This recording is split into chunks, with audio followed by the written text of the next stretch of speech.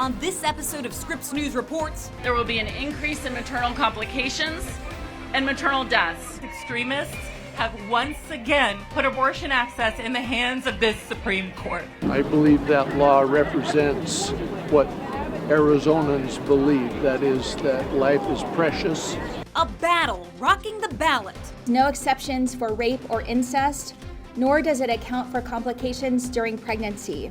Abortion and reproductive rights in a tug of war with real-life impacts. Some of the murkiness in these abortion laws is a feature and not a bug. Some of us believe that abortion is in fact the murder of children. Our reporters in key states. This half hour, hear from people, not pundits. Their own views, their own lives. He has said he is proud of what he did. Proud? Now on this episode of Scripps News Reports, Path to the White House.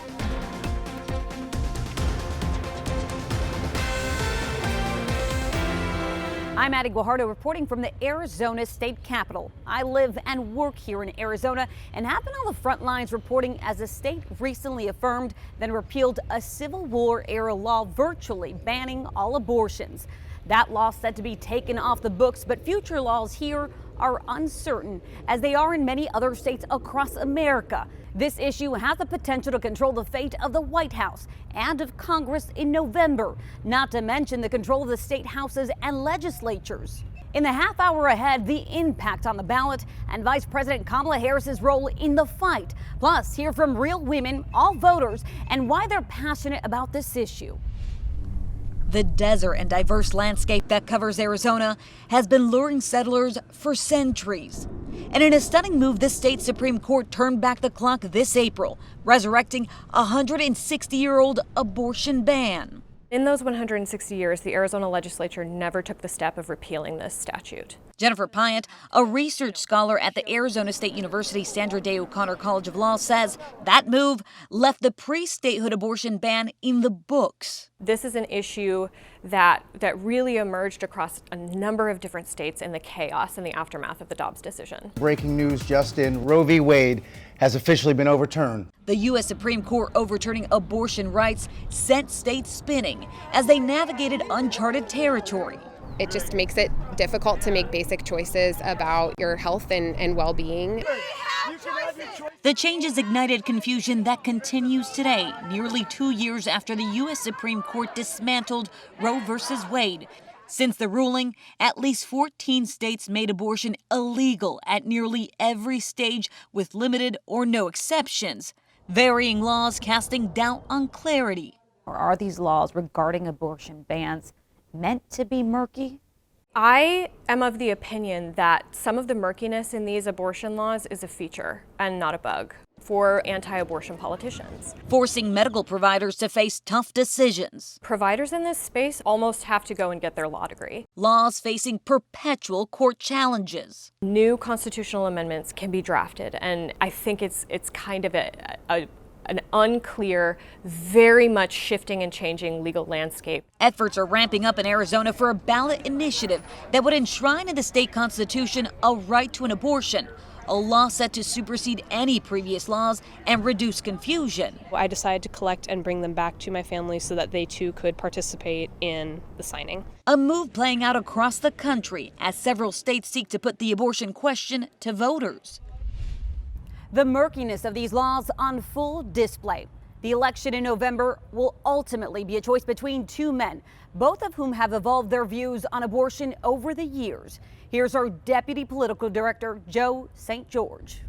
Let's start with President Biden and the fact that his 2024 position on abortion hasn't always been his position. He has openly said that his Catholic faith makes it one of the most challenging issues for him in public life. In the early 1970s, then Senator Biden said Roe went too far. That is not President Biden's position today. It'll be all of us who restore those rights for women in America. This year, the president is campaigning on bringing back Roe. Earlier this year, as vice president, Kamala Harris became the first to visit an abortion clinic while holding that office. Efforts to protect reproductive rights played a key role in nominating and confirming Justice Ketanji Brown Jackson to the Supreme Court. As for former President Trump, his position is very different, but also nuanced. Like President Biden, it's a view that's evolved over the years. Earlier in his life, former President Trump supported the right to choose. I was proudly the person responsible. In recent weeks, the former president has said that he was proud for his work in overturning Roe and returning abortion laws to states. He accomplished that by appointing 3 Supreme Court justices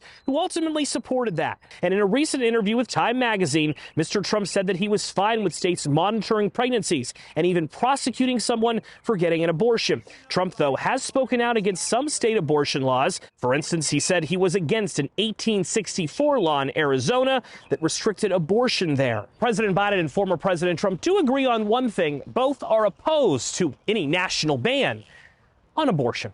Joe St. George, Scripps News, Washington. When we talk about abortion rights, it's rare to find someone who doesn't have an opinion. Throughout this half hour, we are shining a light on those perspectives. There is little support for illegal abortions in all cases. Just about 1 in 10 want that.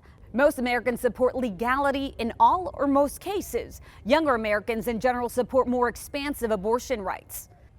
Still to come, a diverse group of women opening up about what they believe and why. Plus, the impacts of all this on your ballot and millions of others. This is Scripps News Report's Path to the White House. We gave it back to the states, and the states are working very brilliantly, in some cases conservative, in some cases not conservative, but they're working, and it's working the way it's supposed to. We all must understand who is to blame. Former President Donald Trump did this. During his campaign in 2016, Donald Trump said women should be punished for seeking an abortion.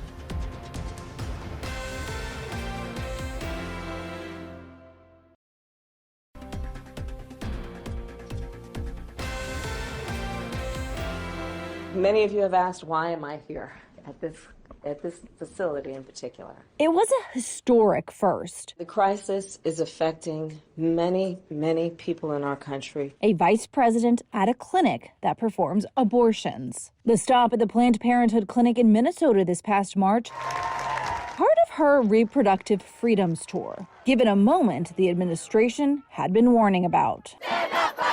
The overturning of what was once settled law, a post-Roe era with different laws in different states that drove many voters to the polls in the 2 years that followed. And this cycle, 1 in 3 voters say abortion policy will determine their vote. The issue now a central message of President Biden's 2024 campaign. I'm running to make Roe v. Wade the law of the land again. In Texas, you are forced to carry that pregnancy, and that is because of Donald Trump. And Vice President Harris becoming the administration's and campaign's foremost voice on the topic. This is a moment for us to stand and fight. But while the headlines show her emerging as the voice, for those that work close to her, it was no surprise. When Vice President Harris was a prosecutor, she focused on crimes against women and children. And as a part of that, she really takes issue with abortion bans with no exceptions for rape. Rachel Palermo was the VP's deputy communications director, working with her for more than 3 years. Now a lawyer in private practice. It was a natural fit for the vice president to want to lead on protecting reproductive rights. And the question was never if she was going to do it. It really was how, because this is something that is so near and dear to her. And she really views this as an issue of protecting fundamental freedoms. And that's how she thinks about it. It really is something that matters to her at her core. And for the vice president, it was not a new mantle to carry. While in the Senate, gaining notoriety for this exchange with Supreme Court Justice nominee Brett Kavanaugh. Can you think of any laws that give the government the power to make decisions about the male body?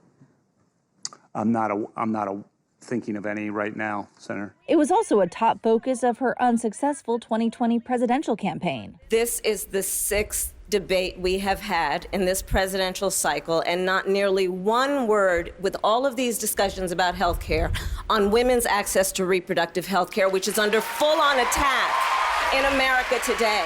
At the White House a year before Roe was overturned, the same day the Justice Department sued Texas for the 6-week abortion ban, which deputized citizens to report abortion seekers, the vice president hosting abortion providers and patients at the White House, and issuing this video message on the 49th anniversary of Roe v. Wade, predicting the ruling's future. The court could overturn Roe versus Wade. So while visiting that clinic may have been a historic first, for Harris, it was just the next step out of the background, now leading on an issue central to the 2024 campaign.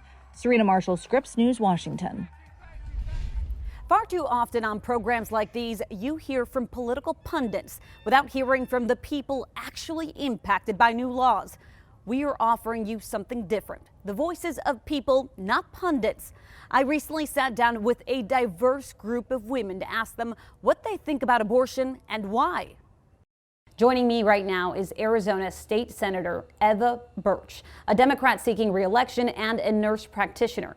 JoJo Sweat, a Marine Corps veteran working for Common Defense, supporting veteran and progressive issues. Heather Litchfield, a regional coordinator with Students for Life of America, and Anna Kate Sheehan. She runs the Arizona Christian University Student Organization for Students for Life of America. Where do you stand on abortion rights? And we'll start with Eva right over here. I certainly support access to abortion for people here in Arizona and across the country. I'm here because I, like Senator Birch, I feel the same exact way about the access for abortion for all. I personally have had to use abortion services twice in my life. I stand on the pro-life side of the issue. I believe that every baby inside a woman's womb is deserving of every chance to have a life outside of the womb. I think that abortion is a key issue in America and all across the world today. We see that it is the greatest human rights disservice that has ever happened. Eva, I want to start off with you. You shared a very personal story on the Senate floor. Once I realized that my pregnancy was once again not progressing, was once again not viable, it was so important to me to make sure that people understood what abortion care is like for patients in Arizona. My response has been overwhelming, and it's been mostly people thanking me, but also people letting me know their own stories, their own situations, some of them very similar to mine. I certainly have also had a number of people who reached out in opposition and expressing their concerns. We work really hard to make abortion illegal and unthinkable. Like pregnancy resource centers are one way that we can reach women and say, hey, look, these are all the other options that you have. We want to come alongside you. We want to empower you, because choosing life is empowering women. To say that someone should have a baby regardless of their circumstances is very unfair, and I think is mostly due to a lack of life experience. I went to war after having an abortion in the United States Marine Corps, where I was aggressed for 10 years, a victim of military sexual trauma, assault, harassment on an everyday basis. I did not have the financial means to have another baby, and we were getting ready to go to war. And it was a factor on how I would get to progress in my career. The second time I had to make that decision was due to a non-viable ectopic pregnancy after my return from Iraq. One thing that I just want to clear up, pro-life laws never don't allow for miscarriage treatment or ectopic pregnancy treatments such as the ones that have been stated. A miscarriage treatment means that your baby has passed away and you need to have a similar procedure as an abortion. So just to be clear on that, if I may, whether or not the intention of people who are against abortion is for laws to be a certain way, we still have to operate in reality. And how are these laws actually going to play out in practice? So we went to the emergency department and my miscarriage stalled. And I stopped miscarrying. I had an ultrasound and I was still pregnant. There was no heartbeat and they would not give me a procedure. They did offer me some medication that would make me start bleeding again, and said when I had bled enough that maybe a procedure would be available to me. So to suggest that because an intention of an organization or the intention of a law based on a movement is one thing, it does not mean that that's how it's going to play out in reality. You also can't write laws permitting abortion on the hypothetical that the child's going to grow up in a difficult circumstance, or the hypothetical that the child's going to grow up in poverty. Should abortions be allowed in cases of rape and incest? Heather? No, they should not. We also see that those babies should not be paying for the crimes of their fathers. Jojo, this is a very personal topic for you. Would you like to respond to that? It's difficult because it's such a viewpoint that I just don't understand. I'm really sad for the women that come behind me that don't have the same rights that I had just a few years ago. I'm really sad that I served in this United States military and made sacrifices and gave up my body, and that I still can't have the autonomy of my own body. Nearly 24 states have banned or restricted abortion since Roe v. Wade was overturned in 2022. Are these abortion bans working? I would say yes, because we see that we had 32,000 babies born that would have been aborted after these bans weren't put in place. So that's 32,000 lives that were saved due to these abortion bans. I think that people are feeling frightened, and I think that there's a lot of confusion because everything has been up in the air for so long, and because things are being challenged, and patients and individuals are just not sure what's available to them and what the future holds, and I don't have good answers for them. Do you believe abortion rights being on the ballot is going to energize voters to go to the ballot box? I know it will. I get a lot of enthusiasm everywhere. People are like, you know what? I am definitely voting this year because my life actually depends on it.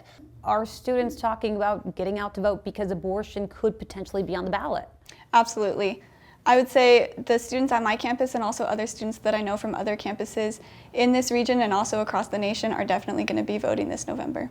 So it's going to bring out voters who we don't usually see in elections. But again, I would look at the data and look at how historically in other states this has brought people to the ballot box. Anna, Kate, and Heather, you find yourself in a very interesting situation given former President Donald Trump's stance on abortion. Is his message resonating with you? We see that Donald Trump has kind of flip-flopped a little bit on what he wants with the abortion measure. Donald Trump does claim to be pro-life, so we're encouraging him to do whatever is necessary to make those views known. Do you plan to vote for Trump? I do plan to vote for Donald Trump this November. Anna Kate? Yes, I do. You plan to vote for Trump? I do, yeah. Jojo? I do not plan to vote for Donald Trump. Eva? Trump is, in my opinion, an unethical choice, and I'll be voting for Biden-Harris. Up next, the impacts of this debate on the ballot.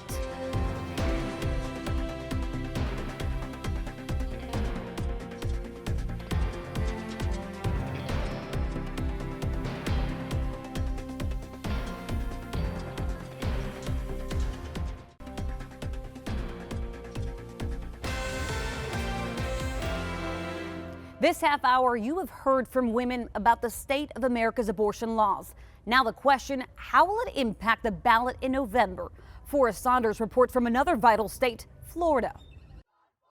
Yes on 4! Yes on 4! In Florida, a battle of the ballot Women deserve better! has been raging for more than a month now. I think what's at stake is bodily autonomy for women. Those for and against abortion in a war of words with real-world consequences come November 5th. I've held too many women in my arm crying because of what they've done. They can't bring that child back. The fight is over this, Amendment 4, a chance to return Florida to about 24 weeks just before viability, and eliminate the new 6-week ban, which abortion advocates fear is already harming women in the state. So there are huge public health implications to banning abortion in such a large state, especially one that is surrounded by water, aside from on its northern border where it's surrounded by states that already have abortion bans in effect. That's Lauren Brenzel, who's heading the Yes on 4 campaign.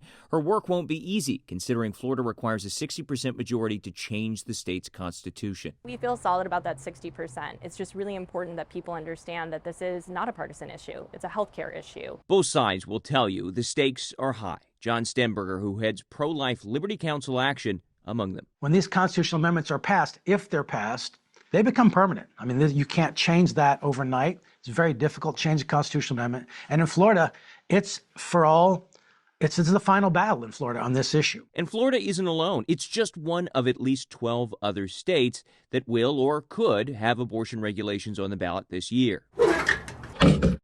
Some, like Nebraska, would be similarly focused on viability. Others, like Colorado, have competing efforts. One would ban abortion, the other protected. This should be a decision between a woman and her doctor. It has President Joe Biden's campaign leaning in hard on the issue, and political experts say it might be a solid way to capture younger, especially female voters. For the Democrats, yes, it's their best issue, and it's the Republicans' worst issue. That's Professor Pope Mac McCorkle with Duke. While voters in 7 states backed pro-abortion ballot measures in the last couple of years, McCorkle says we don't have a lot of data showing how much it helped or hurt statewide candidates. The main example that people point to is 2022, when the Kentucky Republicans put on a very strict anti-abortion requirement, and it looks like it helped Governor Beshear. It kind of became maybe the central issue even in that campaign. For his part, former President Donald Trump has backed state rights on abortion and failed to offer a clear opinion of what's too far or not far enough. The states will determine by vote or legislation or perhaps both, and whatever they decide must be the law of the land. His supporters, meanwhile, continued to downplay abortion's significance in the race, including Florida GOP chair Evan Power. If you look at the other states where they've had similar language, it's not changed turnout in any way. And I think what you're going to see is the Democrats ran last time on that issue. It's not going to make a difference this time either. The Sunshine State, like the rest of the nation, will now wait to find out if that's true. Let their hearts beat! My body, my choice! That's as the battle over abortion on this year's ballot grows louder each day. For Scripps News, I'm Forrest Saunders reporting. And with that, many thanks for watching this half hour. This is episode 1 of a special 10-part series on Scripps News Reports. Our mission here, to explore real issues across America in a real way. Next week, crime and gun violence. Join us back here for that. For now, I'm Addie Guajardo at Arizona's state capitol for Scripps News Reports.